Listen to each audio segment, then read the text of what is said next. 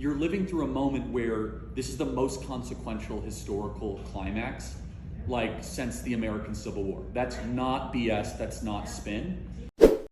A never-before-seen conversation from Charlie Kirk. The time is unknown, but the thing is clear.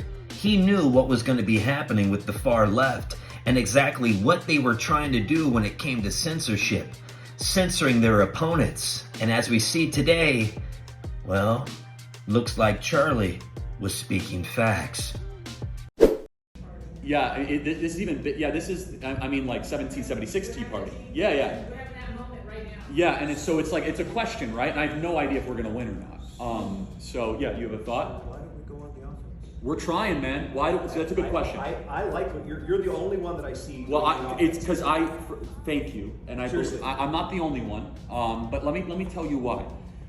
By the grace of God, I am not in federal prison. By the grace of God, I'm not indicted. That's not a joke. That's what these people do. Okay. Well, look, you're right, and I pray for me every day, and pray, and you should, because there's only a few of us that actually play offense. James O'Keefe plays offense. Yes. But what happened to him? What happened? Yeah. They removed him from his organization. He's under criminal investigation by the FBI and the Westchester DA. Steve Bannon plays offense. He's going to go to federal prison next month. Tucker Carlson plays offense. They took him off air. Any player that plays, Donald Trump plays offense. He's facing 600 years in federal prison. That's why we don't play offense. How about this? We have 16 literally amazing senior citizens that have done such good for our country in Michigan that are facing the rest of their life in prison because they signed a document to become an alternate elector. To become an alternate elector. Most people don't even know about this story. This story was buried. I'm going to talk about this tonight. These are 16 senior citizens.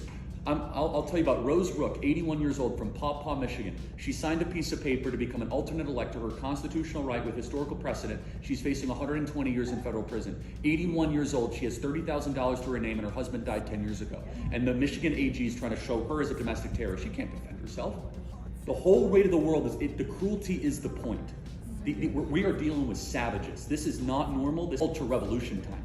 Like, they are eating the country from within. The problem is they preempt us against offense, but that is not an excuse. We all have to play offense. We have to take the initiative. But here's the thing, we are not good offensive players. I'll prove it to you. That's absolutely because conservatives definitionally are defensive. We are conserving against their offense, right?